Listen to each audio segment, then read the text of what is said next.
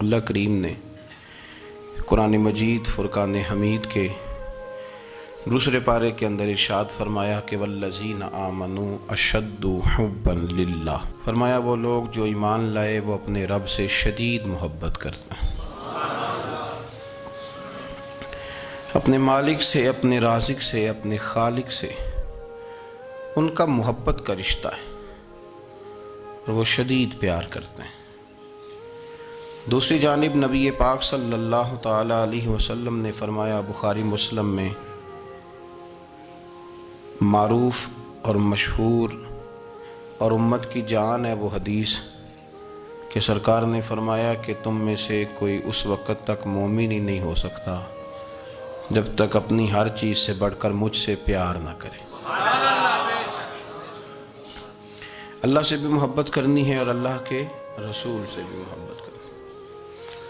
محبت، اسلام جو ہے یہ محبت کا دین ہے، اور محبت جو ہوتی ہے یہ پورے عالم کو فتح کر دیتی ہے۔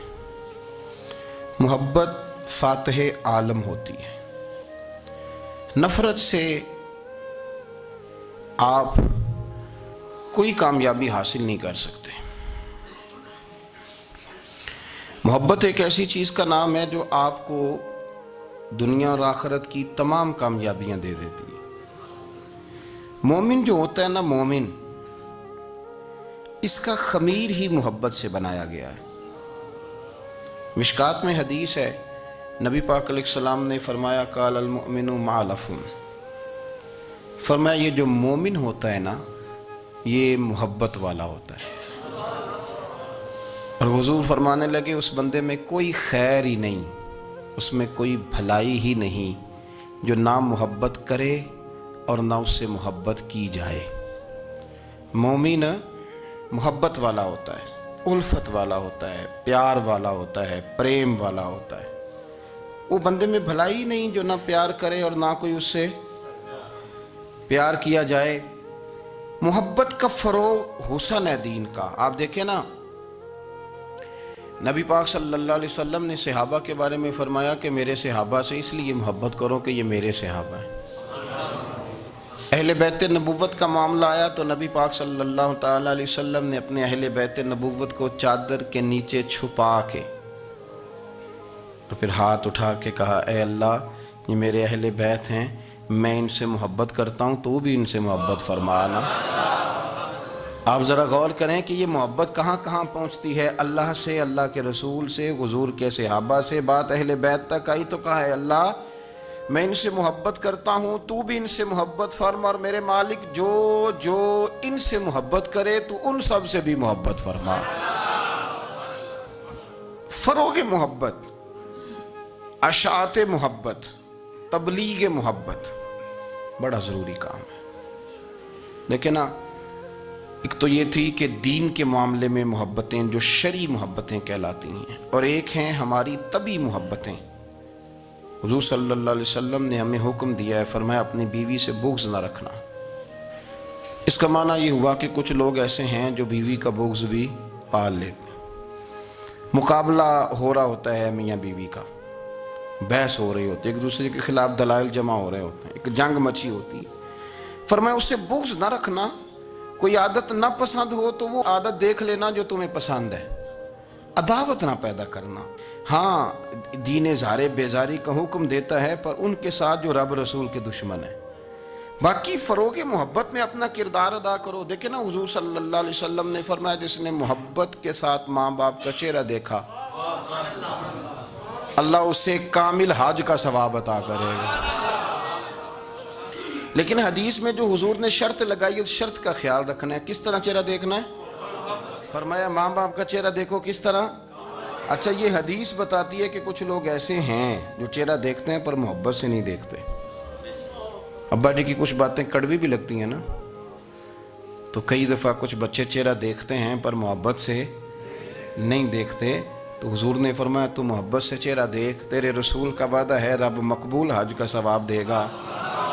صحابی عرض کرنے لگے، یا رسول اللہ صلی اللہ علیہ وسلم اگر میں 2 دفعہ دیکھوں؟ تو حضور نے فرمایا 2 حج کا ثواب۔ اس نے کہا حضور میں دن میں 3 دفعہ دیکھوں؟ تو فرمایا 3 حج کا ثواب۔ اس نے چوتھی بار کی بات کی تو حضرت ابو ہریرہ فرماتے ہیں حضور نے فرمایا تو جو پوچھتا رہے گا اور میں بتاتا رہوں گا تو بات ختم نہ کریں.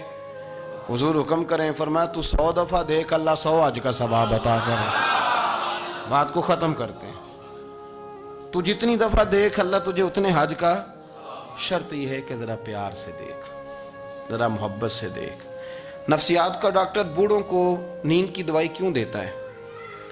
وہ اس لیے دیتا ہے کہ ان کے بچے انہیں وقت نہیں دیتے. بچے کو بہلایا جا سکتا ہے, بوڑھے کو بہلایا نہیں جا سکتا. اس لیے کہ جو بوڑھا ہوتا ہے نا اس کے پیچھے پوری ایک داستان زندگی ہوتی ہے, تاریخ ہوتی ہے. وہ کبھی کسی چیز کا مالک رہا ہے, سربراہ رہا ہے. اولڈ ہاؤس پاکستان میں تیزی سے اس لیے بن رہے ہیں کہ بچوں کی جو خاص الفت تھی نا ماں باپ سے وہ رہی نہیں. ورنہ اگر ایک والد 6 بچوں کا خیال رکھ سکتا تھا تو 6 بچے مل کے ایک باپ کو بھی تو سنبھال سکتے تھے نا, ماں کا بھی خیال کر سکتے تھے نا. محبت کا فروغ جب ہو, آپ ماں باپ کو ٹائم دیں, ان کے پاس بیٹھیں, ان کے ساتھ تھوڑا وقت بتائیں, سارے معاملات ٹھیک ہو جائیں گے. ہمارے معاشرے میں نا تیزی سے نفرت کا فروغ ہوا ہے, نفرت کا فروغ. پتہ ہے اسلام نے غیبت سے کیوں منع کیا ہے؟ غیبت کا معنی یہ نہیں ہے کہ کسی بندے میں کوئی عیب نہیں پایا جاتا تھا تو آپ نے وہ بیان کر دیا. یہ غیبت نہیں, یہ تو بہتان ہے. کسی میں کوئی عیب نہ پایا جائے تو وہ بیان کرنا وہ غیبت نہیں, وہ تو بہتان ہے. غیبت کی تفصیل یہ ہے, تشریح یہ ہے, غیبت کی تعریف یہ ہے کہ کسی میں کوئی عیب پایا جاتا تھا,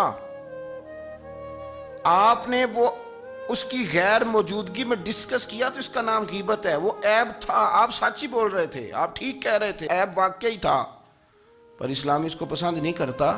اسلام کہتا ہے کہ اگر تو سمجھتا تھا یہ عیب ہے تو جا کے اس کی تبلیغ کر, اس کو بتا, اس کو کہہ میاں یہ غلطی چھوڑ دے, تو نے ڈسکس کیوں کیا؟ آپ کسی شخص کے پاس بیٹھیں اور کسی دوسرے آدمی کی تعریف کریں, آپ کہیں کہ بڑا اچھا ہے, بڑا بامروت ہے, مہمان نواز ہے, با اخلاق ہے, وعدے کو وفا کرنے والا ہے, دیانتدار ہے, سچ بولتا ہے, آپ تعریفیں کریں. آپ کسی کے سامنے تعریف کریں گے نا تو بندہ کہے گا یار کسی دن ملاقات تو کرا, اور جب وہ ملے گا تو اس کی آنکھوں کے اندر ایک خاص کشش ہوگی, پیار ہوگا, ملنے کو جی چاہے گا, ایک خاص راحت ہوگی. یہ کب ہوگا؟ جب آپ نے کسی کی تعریف کر دی. لیکن اگر آپ کسی کی غیبت کریں گے, کسی کے بارے میں کہیں گے بڑا غلط ہے جی, لوٹ لیتا ہے جی, چور ہے جی, فاسق ہے جی, تو بندہ اگر کبھی مل بھی گیا تو اس سے سلام لینے کو دل. ہم نے پتہ کیا کیا ہے, تیزی کے ساتھ فروغ پایا ہے ہمارے ہاں نفرت کا ماحول, تیزی کے ساتھ فروغ پایا. ہم نے نا تیزی سے, آپ کھول لیں کوئی یوٹیوب کھول لیں, کوئی ایسا چینل کھول لیں, بس لڑائی ہے, فلانا فلانے سے لڑ رہا ہے, فلانا. مذہبی لوگوں کی میں منت کرتا ہوں کہ خدا را دین کو اس طرح کا ماحول تو نہ آپ دیں کہ لوگ کہیں کہ ان میں کوئی شے ہی نہیں, فلانا فلانے کا جواب دے رہا ہے, فلانا فلانے کا, اور بازاری زبان استعمال کی جا رہی ہے.